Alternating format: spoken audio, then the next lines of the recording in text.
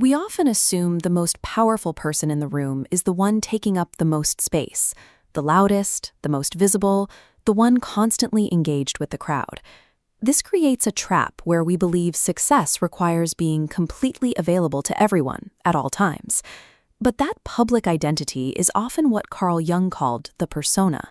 It is a functional mask, a composite of job titles, reputations, and the cultural expectations we use to navigate society. Constantly polling the room to adjust your mask drains your internal resources.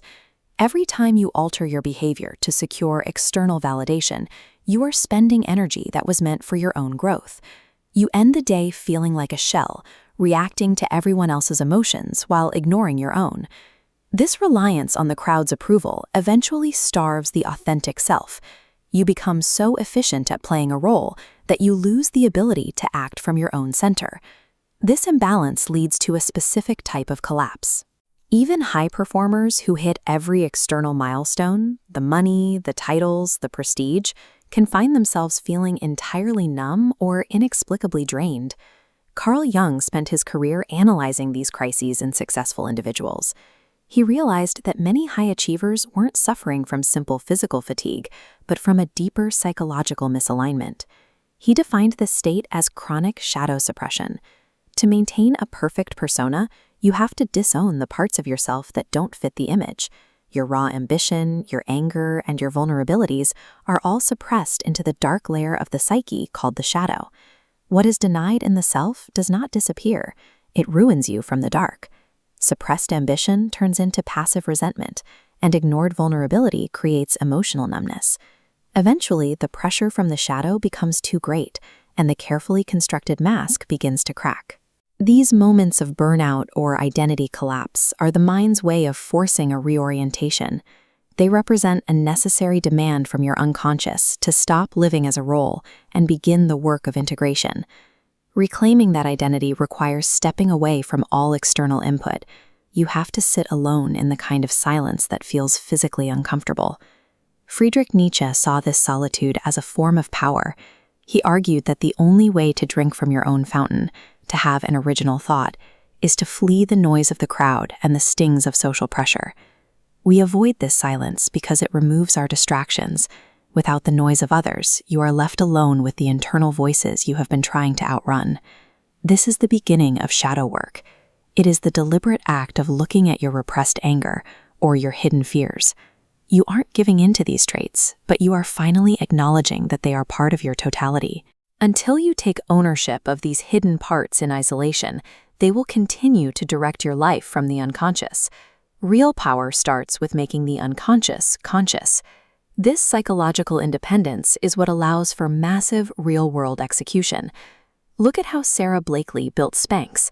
Throughout her early career, experts told her the idea was dumb, and manufacturers refused to meet her quotas. She didn't poll her friends for validation or adjust her plan based on dismissive feedback. She worked alone in her apartment, literally cutting the feet out of pantyhose to prove her own conviction. She operated in a state of solitude that was inaccessible to praise or blame. Her measure of success was internal, not tied to the immediate reactions of industry insiders. Severing that feedback loop is how you protect a vision from being diluted by groupthink. When you stop responding to external slights, you become much harder to manipulate. Jung called the ultimate goal of this journey individuation. This is the movement away from living as a role society expects to living as an authentically integrated self. This search for wholeness is often represented by the mandala, a symbol of the psyche's true center. Jung found that his patients naturally produced these symmetrical patterns when they began to align their conscious ego with their unconscious self. Moving toward that center requires a way to organize the fragmented parts of our personality. You can do this practically by treating your internal voices like a board of directors. When facing a hard decision, isolate the voices in your head. Give the visionary, the operator, and the protector each their own page to speak without judgment or censorship. Write down exactly what each part wants and what it fears. Once you have their testimony, you step into the role of the chair. You write a synthesis that honors the constraints and the ambitions of the group.